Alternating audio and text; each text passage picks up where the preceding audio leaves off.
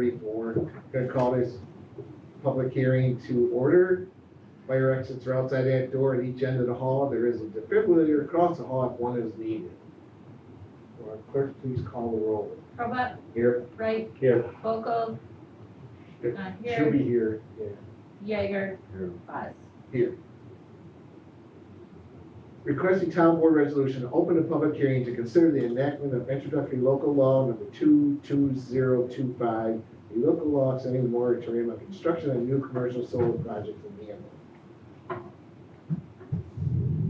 At this time, so you know what's going on, but at this time, we will open it to, what's that? Give a motion to open. Oh, yeah, you're right, you probably, I'm sorry, you're right. We were We ready do need a motion to over law. Vocal, good, okay. All right, so, I'll make a motion to open. second, Robot, Yes. Wright. Yes. Vocal, Jaeger, Yes. Buzz. yes. Thank you. Now, we will listen to, please state your name and what, and I guess the name is good enough for these people, but, and then get up and talk to us and let us know what you want. I'll try to make it succinct because of, a long list of people that speak. Okay. No Rutgers and thank you, everybody. My name is Adam Rules. I'm a project developer for Lodestar Energy LLC. I've been in business, we have been in business with Zidislaw, Spanky, Robinson, since, I think it was June of last year that we started doing business together to develop a solar project, a community solar array in his backyard on his open ag land at 2234 Roosevelt Highway. Is that correct? Yes. And we've been in early stages of development, sort of patiently waiting for this moratorium to run its course. To date, we've done a coordinated electric system interconnection review study, I fancy what to say, the interconnection study with National Grid. We received costs that are acceptable to us to move forward, and we've made a 25% deposit to the utility for those upgrades. We have since been placed on moratorium hold for the 75% payment, which will last until the expiry of this future moratorium. Other than that, the only work that's been done on this project so far is a wetland delineation that's been completed. It was completed just last month, maybe a month ago, at the end of July of 2025. And I'm here to sort of express my concern and to hopefully reach a compromise with the town of Hamlin over the term of the moratorium length. So my justification for this and my rationale is really what's going on with the federal government in its relation to the solar industry as a whole. So there's been some changes to the federal tax credits that has really shortened the time frame that we need to put our system in service to be eligible for our 30% investment tax credit. And we need to be placed in service by the end of 2027 to be able to qualify for that. So I will say that I think I understand a lot of the reasons for why the town of Hamlin is extending this moratorium term. Of course, the town of Hamlin Agricultural and Farmland Protection Plan, my patent switch, Yes. was completed in June of 2025, and I think it's still under some sort of revisions at this time. Not so much revision, but that's some big leader at the state has to Yes. approve it yet. County and everybody's approved it, but we haven't got that final. Yes, those can be quite fickle. And I will say that I've read it. It's a big document, 355 pages, I think, and solar is mentioned at least, I think, 80 or 90 times in it. So I completely appreciate why you will need to take the time to be able to integrate the recommendations from this plan into the solar law, and now, as I understand it, the zoning law, the subdivision code, and other pertinent sections in the town code. I completely understand why you need extra time to do that. And what I'm hoping is to plead my case if we can find a compromise on the length of this moratorium term. Because if the town of Hamlin, their new moratorium term expires in September, you will be voting on your new law in October, and then we will be eligible to come to permitting in November. And that gives us 13 months to permit, approve the project, and prepare for construction to place it in service for the following year. And that, it really jeopardizes our investment. The best case scenario is, our project gets put on hold for a number of years until the construction costs come down to a level where we can pick up the project again. Worst case is that the project dies, and our landowner loses his opportunity to monetize his land, and we, of course, lose our opportunity to develop the project. And I'm hoping there could be some room for any sort of reduction in this moratorium term. If it was reduced to 6 months, it would give the town essentially 11 months since the completion of the farmland protection plan to integrate that law. It was 8 months, it would give you 15 months. And I think, if we can begin permitting, in the summer of next year, we've got, and I haven't had the opportunity to really present this project to the town yet. It's a good site.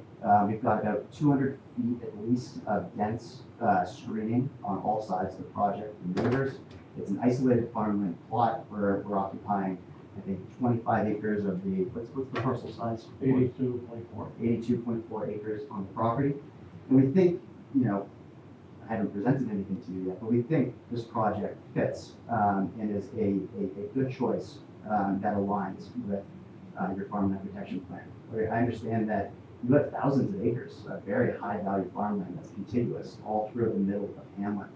And what sets our project aside is that it's isolated. It's not on poor farmland. It's on, I would say, B plus farmland in the grand context of the town of Hamlin. It's by no means the highest quality farmland. So we believe this is a good place to sneak a project in where nobody will be the wiser, and it wouldn't interfere with any adjacent agricultural operations. So that's really my piece here. I'll leave it there with just a plea to find a compromise over this term of the moratorium. Thank you. Well, if anybody, just before we ask any questions, Spanky Robinson's property is right over on Route 18, east of 19. If you go around the curve just a little ways, if you look to the north, there is a open field there. It's pretty much hidden. It does have woods around 3 sides of it. So it is back in kind of no man's land, and it won't be visible by any of the public or anything. There's just a little gravel driveway or whatever that the farmers have used for years to get back. They must drive right by your house. Right. To get back to that.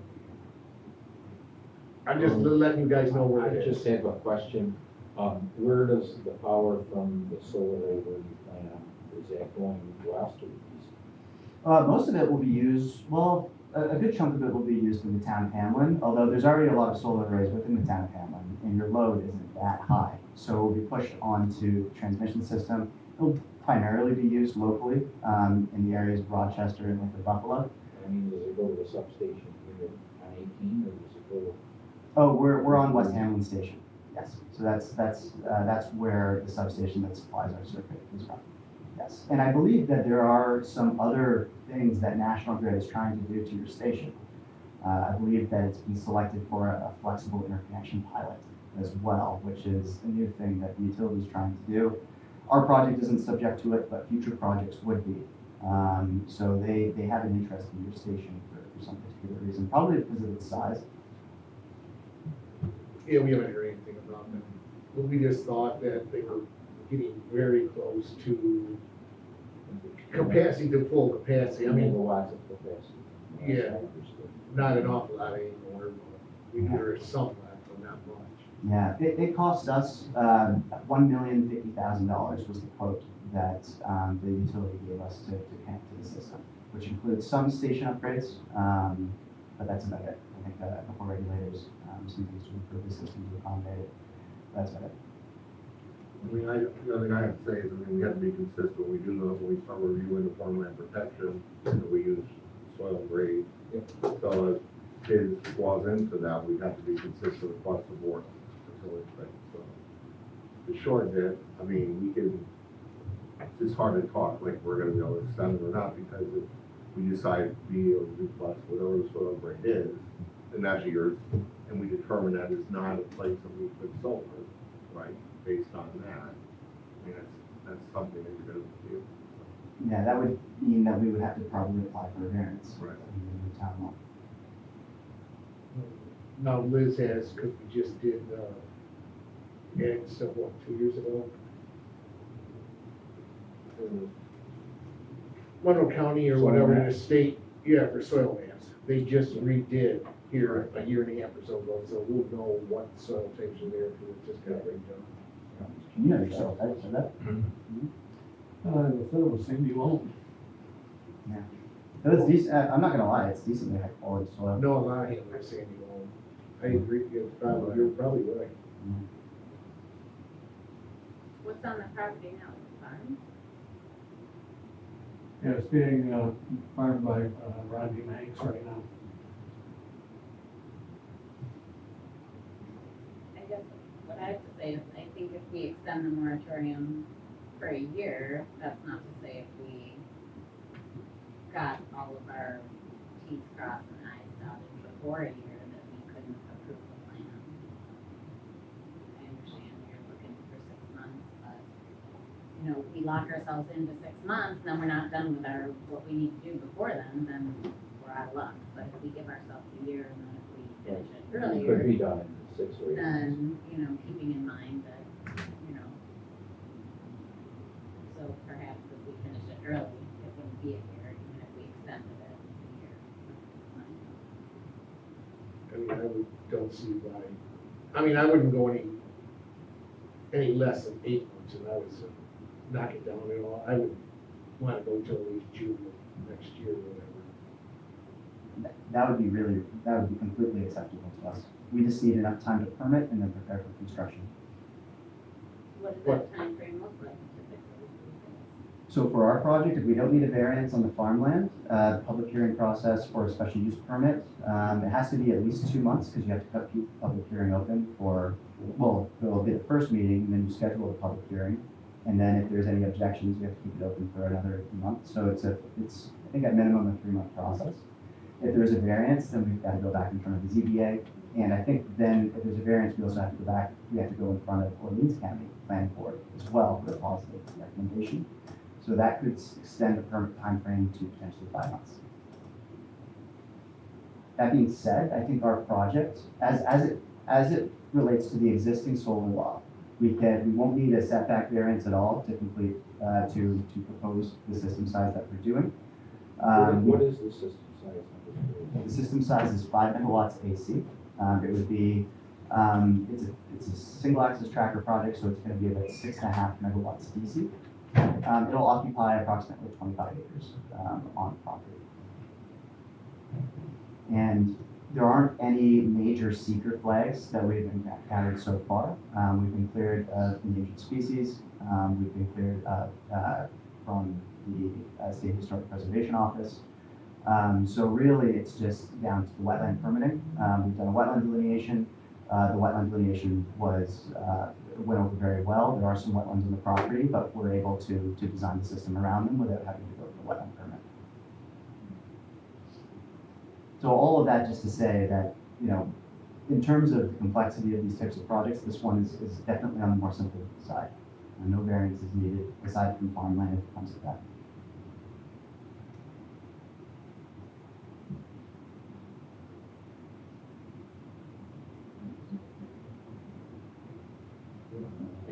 That's, I mean, That's the only thing you know, it is already there's 2 farm, people, but I get worried about the whole town. so it's farmland, and that's the biggest cry out right now, is to not put this up on farmland.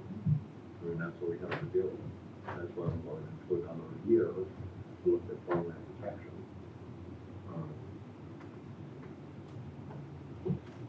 I mean, I don't like to make it worth everyone, you know, I want to help you out too, but I'm like, you know, 9,000 people in Hamlin.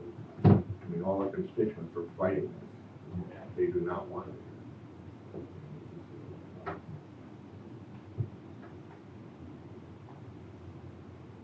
I guess the councilperson Volko said, if we got done early, we can Yeah. vote on, we can vote on You it just want to early. make sure we give ourselves enough time to do our due diligence as far as soil code. How it, there's a possibility it will be done in 6 months or 8 months or 10 months. I don't know. Would you consider, so the law as it currently reads, or the moratorium law as it currently reads, it's a moratorium on not just the approval of permits for solar facilities, but also a moratorium on processing applications. Would you consider removing that clause to allow us to begin the due diligence process and the permitting process without issuing the permits? But could we begin a dialogue with the town during the moratorium as you prepare and finalize your law?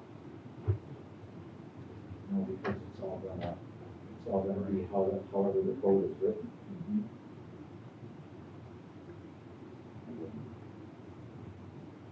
We can't put a planning board, and then we change the code, then everything that went before the planning board is null and void probably. So you wasted your time And money. and money, right? Because everything you do is cost money for engineering. I guess my position is that if I can't start permitting until November of next year, it's really like the death of this project. I mean, we Right. basically have to be planning for construction while we're permitting the project. And it's really a binary risk for the project. I would really appreciate any sort of flexibility that you would give us, because we believe this project is a good fit, you know, despite the public perception of solar in this town, we think this is a great spot to put it. That will We disturb. represent them and they're not monitors. Right. As soon as you bring up this farmland already.